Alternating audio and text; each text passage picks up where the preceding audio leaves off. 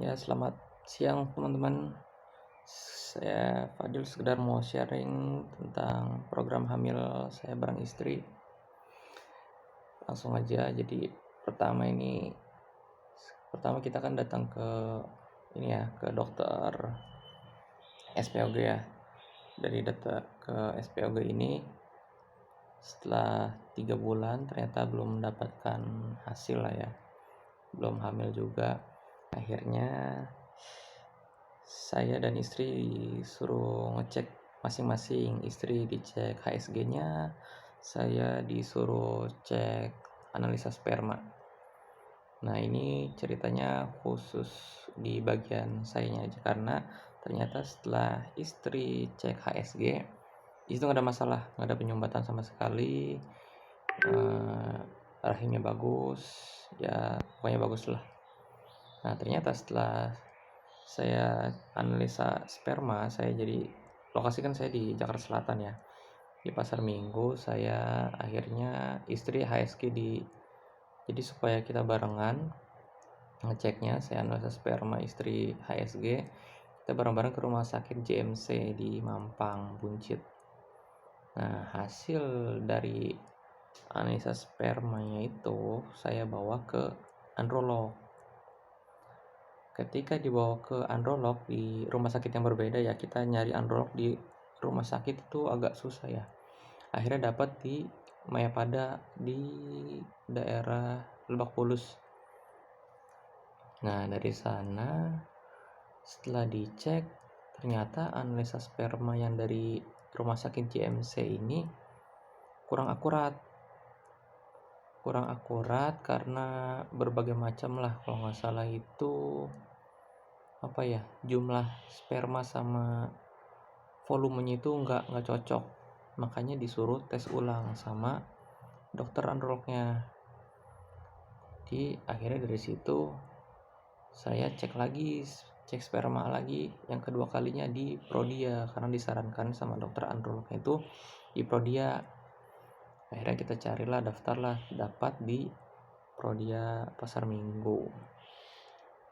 Di sana lumayan juga sih, emang lebih steril, tempat penampung spermanya itu lebih steril karena emang ditabung tabung inilah yang khusus kayak buat nampung urin gitu loh, cek urin kayak gitu. Nah, sedangkan kalau di JMC itu di gelas makanya kayaknya kurang dapat dipercaya lah. Akhirnya singkat cerita, hasil dari Prodia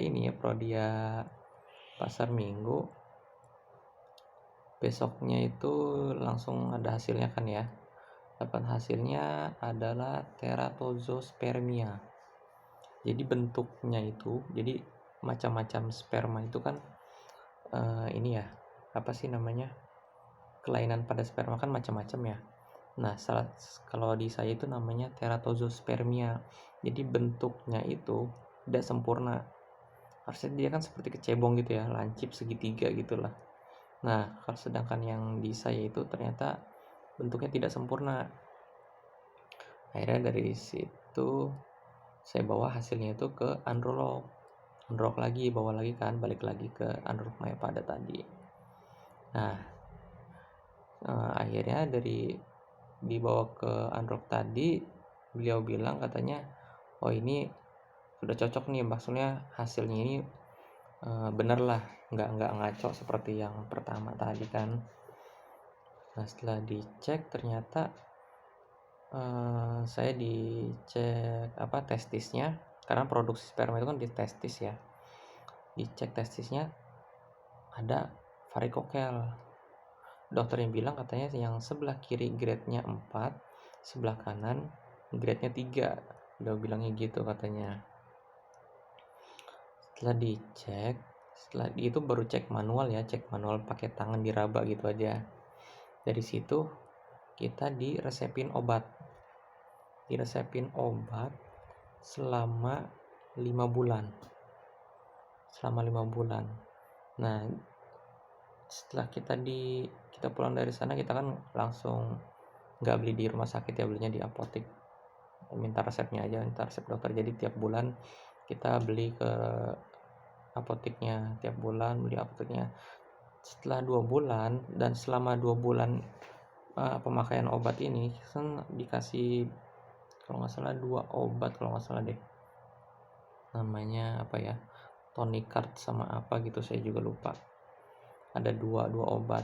Setelah 2 bulan pemakaian, selama itu kan saya nyari-nyari tentang apa sih varikokel itu apa, saya cari di YouTube, saya cari penanganannya kayak gimana, analisa dokternya itu untuk penanganan varikokel itu seperti apa.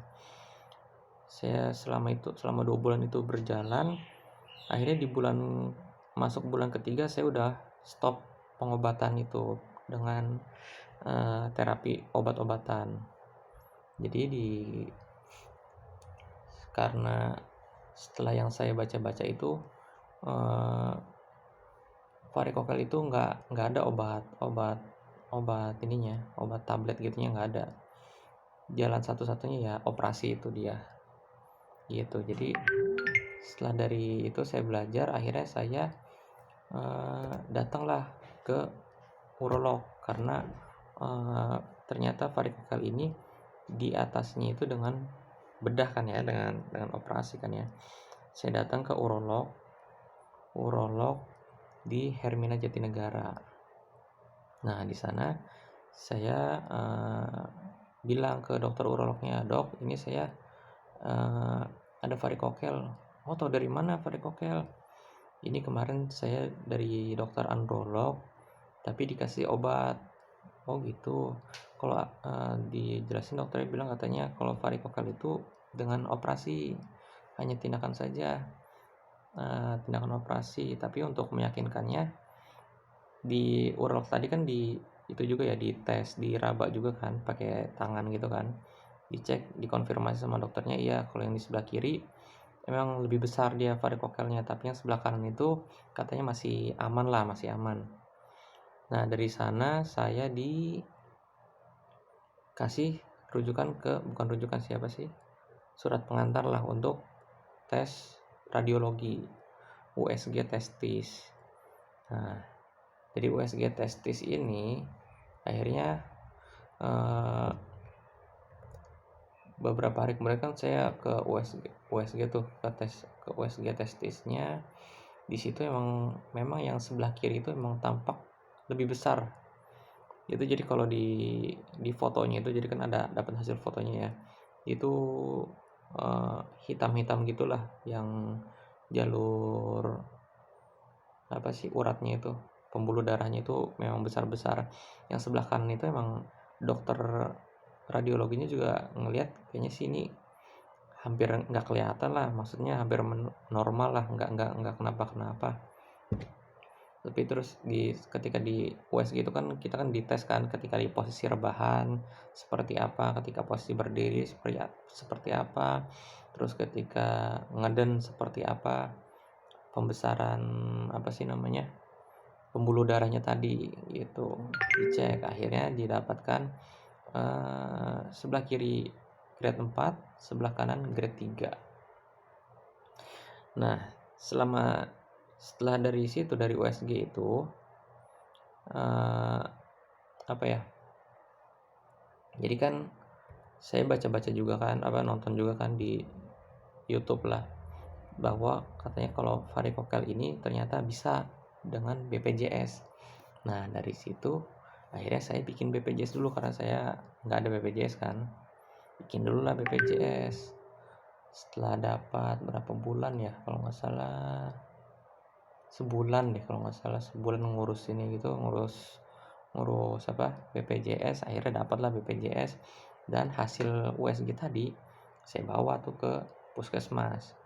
Nah di puskesmas ini, dari yang saya nonton di banyak video itulah, ada yang bisa dapat difasilitasi pakai BPJS, ada yang nggak dapat. Dan alhamdulillahnya ketika saya bawa ke dokter di puskesmas untuk minta rujukan ke urolognya itu, alhamdulillah dikasih gitu, dapat rujukan, akhirnya dapat, bisalah saya pakai BPJS.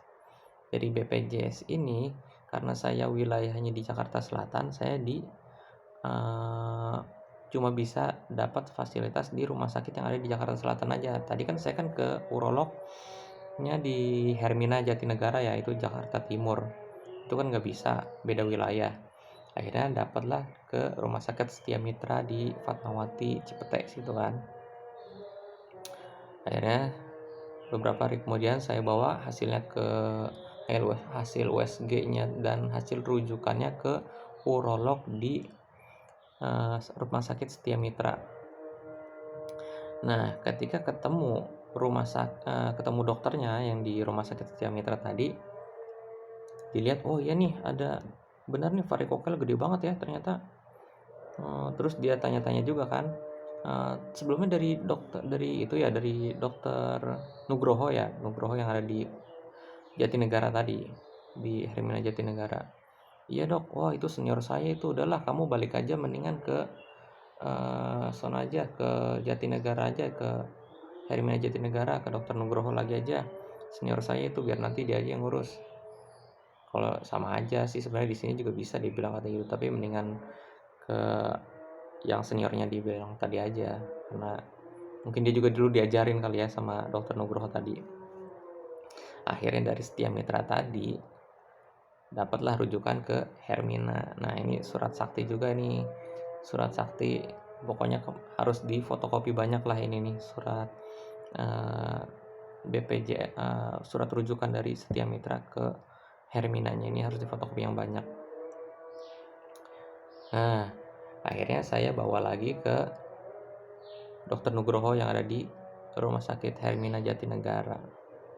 Nah dari situ sekalian saya bawa hasil yang USG tadi kan, yang sebelumnya itu hasil USG radiologi di Jatinegara juga. Saya bawa hasilnya, oh ini nih bener nih, dikonfirmasi lagi kan sama dokter Nugroho, bener ternyata emang ada varikokel di sebelah kiri. Yang sebelah kanan itu menurut dokternya itu nggak perlu dioperasi juga karena masih kecil gitu, grade-nya masih normal. Nah dari situ akhirnya dijadwalkan operasi tanggal 17 April kemarin, 17 April pas puasa ya. Sempat ini juga sih, kirain kita bisa gitu sebelum puasa, ternyata nggak bisa dokternya, karena step-step untuk operasi itu ada banyak teman-teman, ada banyak, nggak bisa langsung main operasi gitu aja, nggak bisa. Ternyata kita harus yang namanya ke dokter penyakit dalam dan ke dokter anestesi gitu.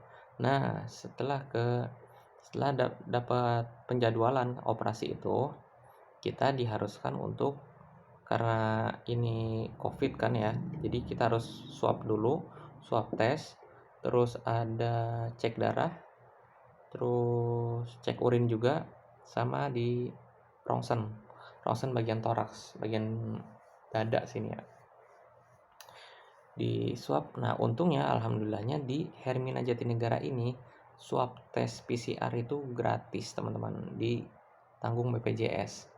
Sedangkan di rumah sakit Setia Mitra itu yang awal pertama kali datang itu, rujukan dari puskesmas, di sana itu PCR itu berbayar. Jadi kan lumayan juga kan, itu harganya 1 juta lah, sekitar 1 juta untuk swab tes doang. Nah alhamdulillah dapat swab tes gratis di Hermina Jatinegara. Akhirnya hasil dari swab tes tadi, terus cek darah, cek urin, sama rongsen, dibawa ke dokter penyakit dalam. Di penyakit dalam ini kita di checklist, dilihat dulu yang tadi cek darah, cek urinnya, dilihat apakah normal atau enggak, seperti itu. Nah ternyata alhamdulillah normal semuanya, nggak ada inilah, nggak ada macam-macam, nggak ada penyakit lagi, nggak ada penyakit penyertanya lagi. Kemudian dari itu maraton tuh, jadi dari penyakit dalam langsung ke anestesi, ke dokter anestesi. Nah di dokter anestesi ini kita ditanyain segala macam tuh, mulai dari alergi obat, terus ngopi apa enggak, ngerokok apa enggak, terus apakah minum alkohol, segala macam lah kebiasaan kita, karena itu sama itu juga apa sih, obat pengencer darah juga atau enggak. Itu ditanya dulu sama dokter anestesinya. Karena kenapa kalau penyakit apa sih namanya, ada obat pengencer darah itu, kita kan nanti kan akan operasi ya, akan dibedah ya, dibelek. Kalau pakai pengencer darah nanti kan darahnya susah muku, malah takutnya nanti ini ya, apa sih namanya, lukanya lama keringnya. Tuh, makanya ditanya dulu. Kalau misalnya kalian masih mengonsumsi obat pengencer darah, di stop dulu, di stop. Nah, dari sana alhamdulillah kan saya nggak ada macam-macam lah ya, nggak ada macam-macam. Akhirnya ada dapat jadwal di hari H, tanggal 17 April kemarin, hari Sabtu. Jadi sebelum kita operasi, kita harus nginep dulu di observasi lah ya, di ruang perawatan. eh, H-1 saya kan operasi itu jam 8 pagi. Jadi harus ke rumah sakit itu dari jam 7 malam. Jam 7 malam hari Jumatnya sebelumnya. Jam 7 malam itu kita udah sampai ke lokasi, kita daftar, tunggu ruangannya ready. Jam 9 udah masuk ke ruangan ya. Semalam itu nggak ngapa-ngapain, cuma numpang tidur aja di rumah sakit. Nggak ada macam-macam lah, nggak dikasih infus, nggak dikasih obat segala macam, enggak. Kita cuma disuruh puasa 8 jam sebelum operasi, yang mana jam 8 pagi saya operasi, berarti harus puasa dari jam 12 malam. Itu udah stop makan, minum juga sebenarnya harusnya nggak boleh sih sebenarnya. Kenapa nggak boleh makan, nggak boleh minum selama 8 jam ini, yang saya dapat informasinya ya. Jadi selama kita kan nanti kan dibius ya, setengah badan, spinal itu kan. Kalau kita makan, kita minum, makanan yang kita masukkan ke dalam tubuh itu nanti kan dicerna sama lambung. Nah, sedangkan ketika dibius, di anestesi, lambungnya ini nanti akan ikut lemah juga, dia terkena efek biusnya tadi. Takutnya nanti ketika lagi operasi, makanan yang ada di lambung itu naik lagi ke atas, ke usus, ke tenggorokan segala macam lah. Takutnya nanti yang biasanya kalau orang-orang itu kalau operasi kalau dibius itu kadang efeknya ada yang mual-mual, itu karena asamnya itu yang makanan yang ada di perut, yang ada di lambung itu naik lagi ke atas. Itu dia makanya ada efek mual-mual. Jadi makanya harus stop makan dan minum juga. Kalau minum pokoknya berasa segala macam janganlah. Air putih sih mungkin masih boleh, kemarin saya masih boleh sih, maksudnya minum aja ya. Pokoknya segala macam makanan lah, mau permen juga sama aja, nggak boleh juga, janganlah, daripada beresiko kan, takutnya nanti macam-macam efeknya ketika lagi operasi. Karena ini kan operasi, saya juga sebelumnya kan nggak pernah ya operasi ya, takut banget saya tuh sama jarum. Ketika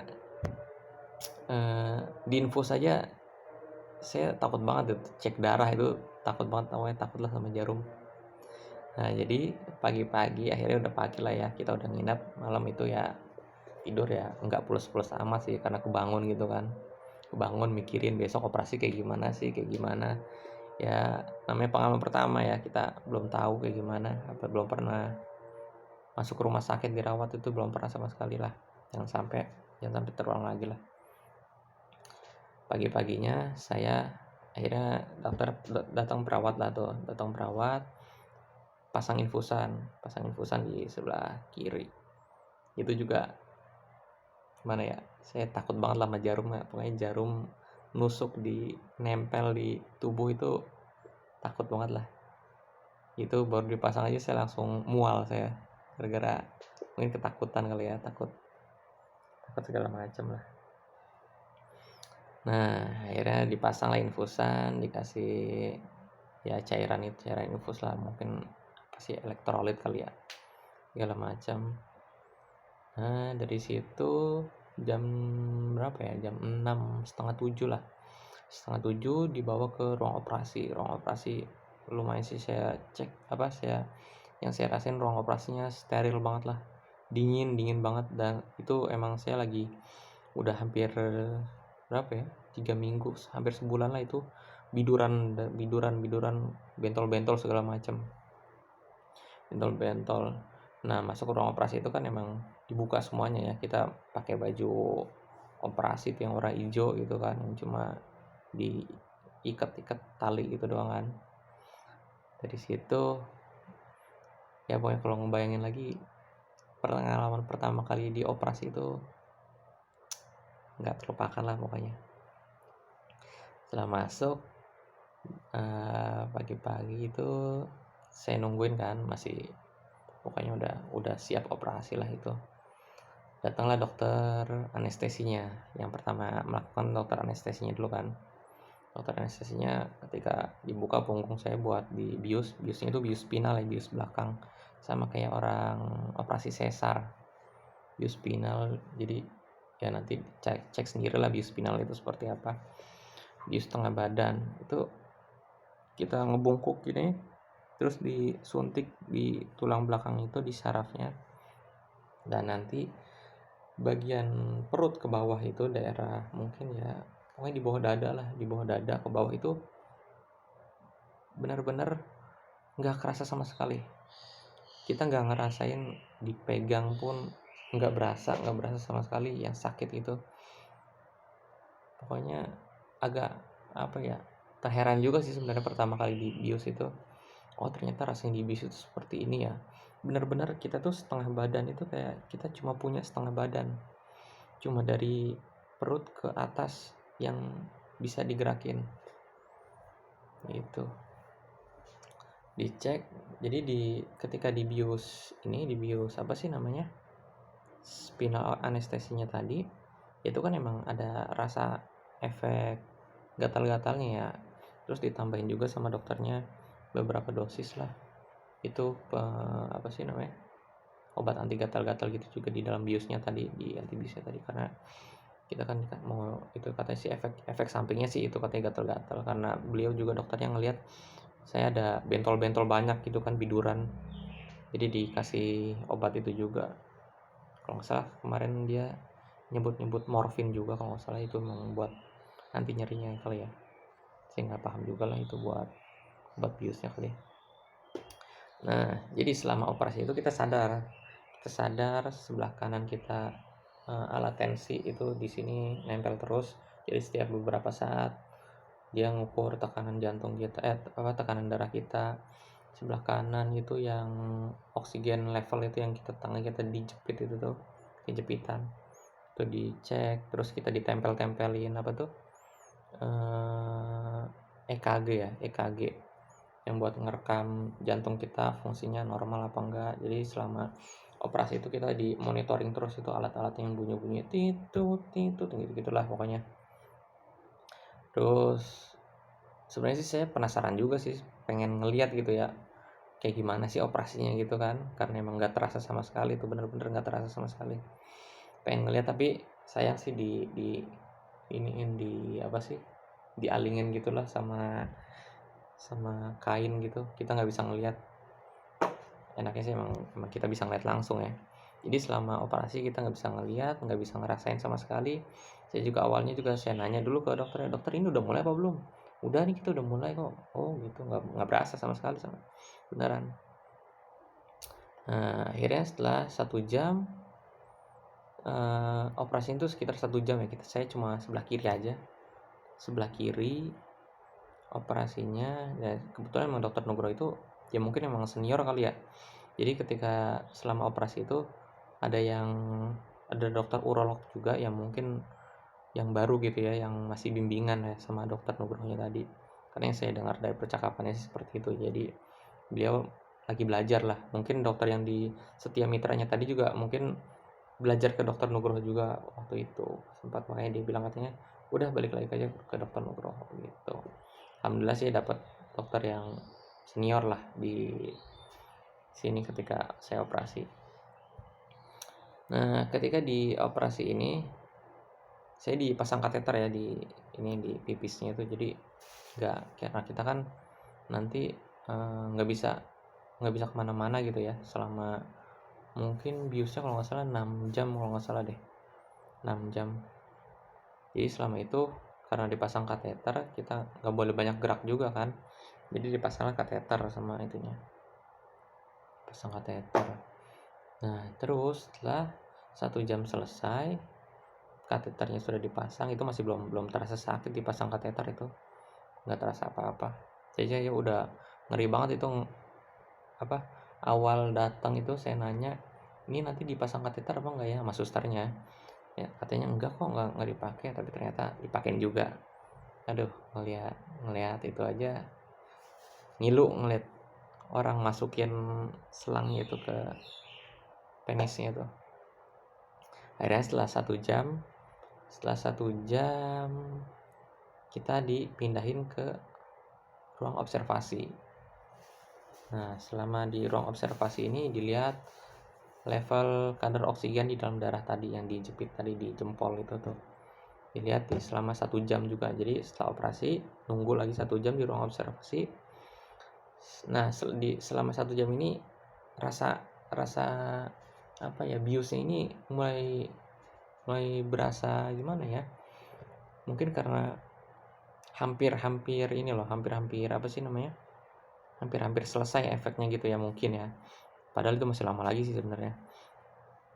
Salah satu efeknya itu badan tuh pada gemeter-gemeter gitu, pada ya gemeter-gemeter kayak kedinginan gitulah, kayak lebih tepatnya kayak inilah, kalau kalian motong sapi, motong kambing tuh pas bulan puasa, bulan haji itu kan ototnya ada yang gemeter-gemeter gitu ya. Nah seperti itu tuh, hampir di seluruh tubuh tuh, di tubuh yang ini ya, yang berasa ya, dari perut ke atas itu pada gemeter-gemeter lah pokoknya selama 1 jam itu, gitulah di observasi. Dari situ baru deh kita balik lagi ke ruang perawatan tadi, ruang perawatan. Nah balik ke ruang perawatan, kira-kira 12 jam lah, jam 12 siang. Saya kan operasi jam 6 ya, jam 7, jam 8 lah, jam setengah 8 mungkin ya. Jam 12 itu baru kaki tuh bisa digerak-gerakin sedikit, angkat sedikit, baru berasa, baru bisa inilah, baru bisa. Nah ternyata setelah biusnya hilang ini, sebenarnya bekas operasi itu nggak sakit sama sekali. Bekas operasinya kecil banget lah pokoknya, cuma saya lihat itu cuma 3 cm lah paling, 3 sampai belum 4 cm sih, nggak nyampe 3 cm, 4 cm kali ya. Nggak terasa sakit sama sekali. Yang sakit itu justru kateter itu di ujung penisnya itu tuh berasa sakit, karena saya memang tahu apa, sebelum ini juga nyari itu juga kan, rasanya pakai kateter itu seperti apa. Katanya ternyata emang nggak enak lah, nyeri itu kan, karena dimasukin ini kan, dimasukin selang gitu kan, selang kayak selang level buat tukang bangunan gitu tuh, mirip kayak gitu kan, tapi dari karet. Tuh sakit banget, mau geser kanan kiri sakit banget, akhirnya nggak bisa inilah, nggak bisa ngapa-ngapain kita di situ. Nah terus kemudian selama dirawat itu kita kan nginap lagi kan ya, semalaman ya di hari Sabtu, terus nginap lagi sampai hari Minggu pagi jam 9 baru boleh pulang ya, nyelesain administrasi cuma, terus dikasih obat, ada 2 obat, satu lagi obat anti nyeri, satu lagi obat antibiotik. Itu dikasih obat, 2 obat itu doang, kasih obat segala macam. Jam 9 akhirnya pulang ke rumah, pesen Grab segala macam. Grab itu belum bisa jalan, masih agak pincang gitulah, karena emang baru ini kan, masih agak sakit ya. Nah di hari Minggu ini kan baru pulang pagi itu ya, siang sore itu perbannya bocor, perban itu rembes gitulah, ada rembes kayak rembes darah gitu, perban ada rembes darah kelihatan kan ya. Pas sorenya lihat ternyata makin nambah lagi ininya, apa, bocornya. Wah panik juga tuh, Akhirnya kita panik, nyari-nyari ini apa, nyari-nyari kontak dokter Nugroho di Halodoc segala macam, nggak ketemu. Akhirnya saya nanya ke sepupu saya yang itu apa, bidan, kan sering berhadapan sama orang yang operasi sesar gitu ya. Katanya nggak apa-apa kok, nggak apa-apa itu mah gitu. Jadi nggak usah khawatir kalau teman-teman yang perbannya agak rembes-rembes dikit, nggak apa-apa. Kayak mungkin itu kayak kalau kita luka terus ada cairan kuning-kuning kemerahan gitu tuh, kayak plasma darah mungkin namanya ya, itu rembes. Jangan khawatir kalau ada yang rembes. Nah, selama 2 hari itu, hari operasi dan setelahnya itu 2 hari saya nggak puasa, libur dulu karena emang harus konsumsi obat, masih sakit juga, belum bisa ngapa-ngapain, belum bisa gerak sama sekali. Itu libur puasa 2 hari. Sholat juga di kursi itu 4 hari saya di kursi, nggak bisa, itu belum bisa. Dan posisi apa ya, posisi kalau lagi tidur tuh yang enak tuh kaki tuh di belakang dengkul, itu tengkuk ya namanya. Itu tuh diganjel pakai bantal tuh lebih enak kalau di saya. Jadi badan itu nggak stretch, nggak regang, nggak stres ya. Stretch itu apa sih ya, gitulah. Jadi bekas jahitan operasinya itu nggak terlalu renggang, nggak terlalu ketarik gitulah.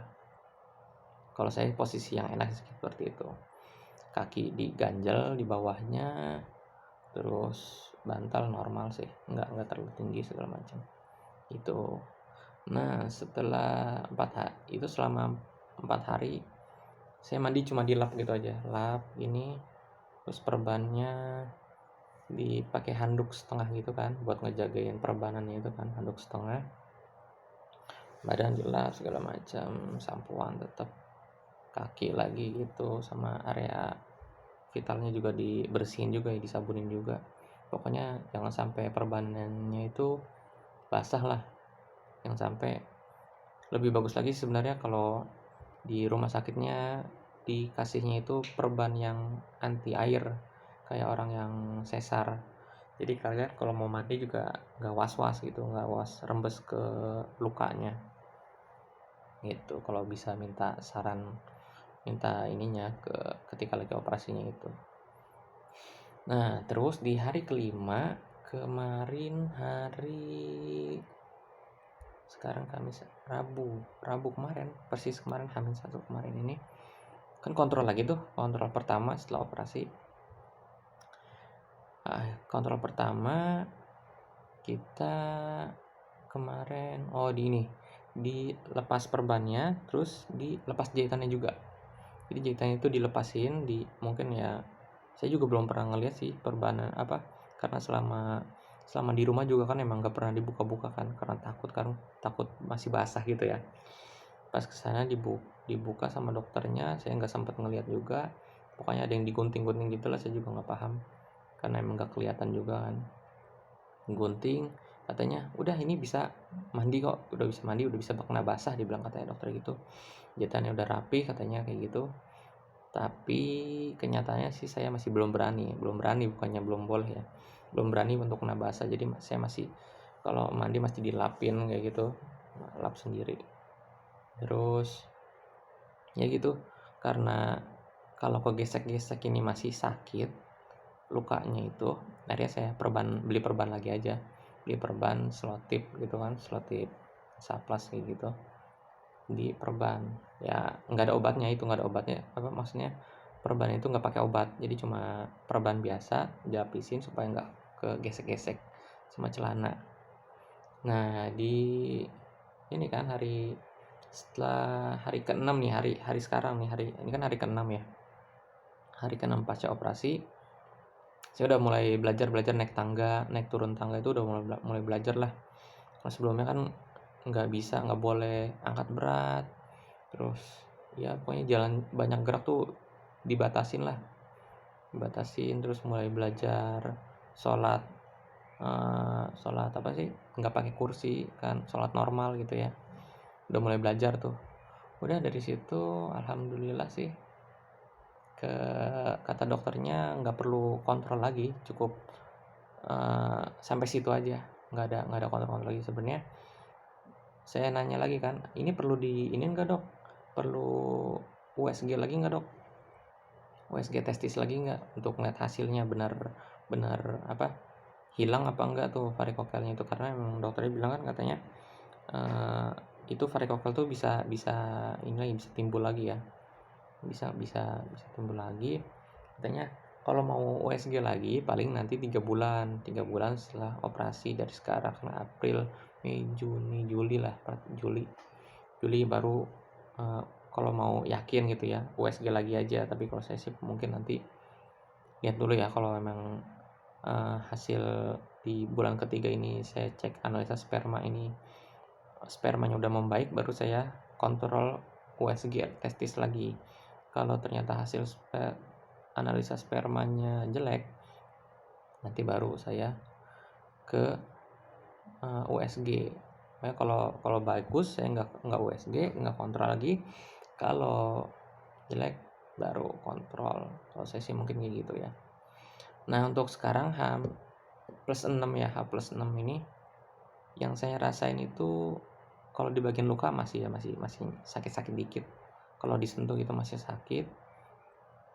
Terus di testis ya, testis yang saya rasa sih yang gerenjel-gerenjel varikokelnya itu udah nggak ada sih, nggak gede gitu ya. Tapi justru yang membesar itu bukan membesar ya, kayak membengkak gitulah. Testis saya itu membengkak gitu, agak sakit. Mungkin ya pengaruh itu juga lah. Nanti kita cek lagi nantilah ke depannya, mungkin apakah dia begini terus. Kalau begini terus mungkin nanti saya akan kontrol lagi, saya tanya lagi ke dokter Nugrohonya di sana.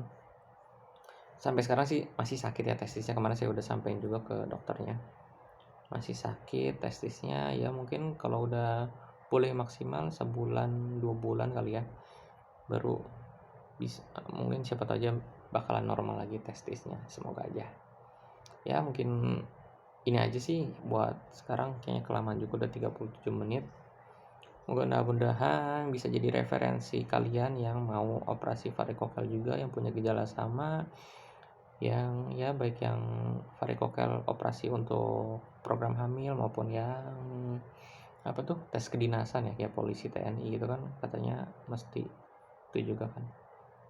Semoga cepat selesai, jangan takut karena emang nggak berasa sama sekali, nggak sakit, justru lebih sakit dipasang kateternya itu. Kalau saya sih itu, jangan takut operasi varikokel. Terima kasih. Assalamualaikum warahmatullahi wabarakatuh.